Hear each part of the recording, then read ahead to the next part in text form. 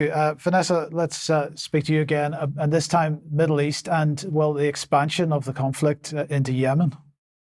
Yep, the expansion of the conflict into Yemen by Israel directly. In other words, Israel attacks Yemen directly, not through proxies as it has been doing since 2015, working through Saudi Arabia and the UAE, with, of course, also US and UK backing to try and decimate the country of Yemen. So basically on Saturday, Israel struck the Yemen port of Hodeidah after Ansar Allah resistance movement, always described as Houthi rebels in Western media, attacked Tel Aviv. So what happened with the attack on Tel Aviv? Here I just point out that all Israelis, this was from an article in Haaretz quite recently, all Israelis instinctively understand that a strike on Tel Aviv represents a strike on Israel's ability to lead a normal life in wartime. We can do without Eilat, Sderot, Matura, Kafr Blum, but we can't without Tel Aviv. And I would also point out, I mean, the Yemeni drone, which traveled over 2,300 miles, traversing Libya and Sudan to reach its target, an area very close to the US embassy, that in fact the Haaretz central military base, which is a huge area, is in the center of Tel Aviv. So when Israel is claiming that Hamas is basically leading to the death of civilians in Gaza, which is a concentration camp, Israeli military is placed in the center of Tel Aviv in civilian areas. CNN and virtually every single Western media outlet echoing, of course, the Israeli line that basically Hodeidah had been used to attack international shipping in the Red Sea, but also to receive weapons from Iran. This is basically not true because Hodeidah was the only humanitarian aid entry into Yemen for the 23 million starving Yemeni people that have been under a blockade enforced by the UN since 2015. So a quick look at where Hodeidah is on the map of Yemen. It's over to the west there on the Red Sea coast.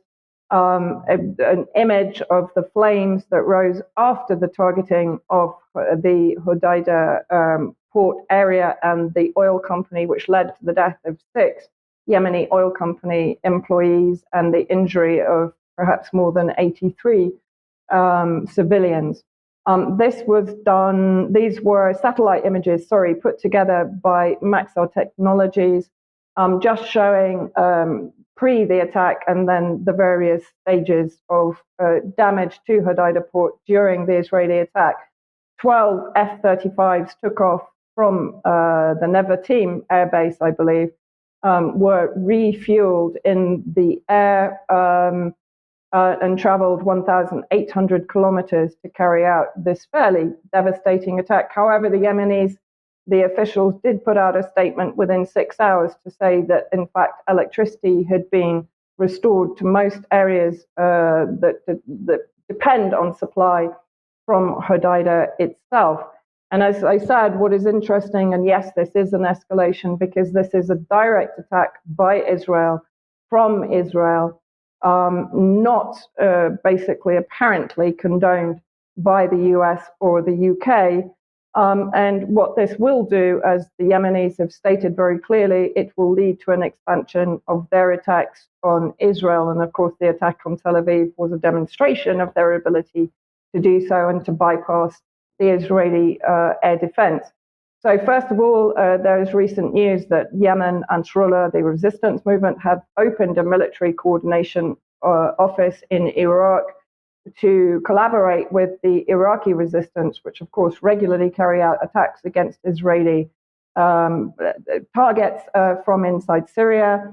And then you have in Mayadeen, Ansar Allah warned swift and unprecedented retaliation to Israel. And within that article, we can see Hazem al-Assad had added that the Zionist enemy has opened the gates of hell by targeting Yemen's Hodeidah port and the port's military and security centers deep inside the occupied Palestinian territories will be under the fire of the Yemeni army.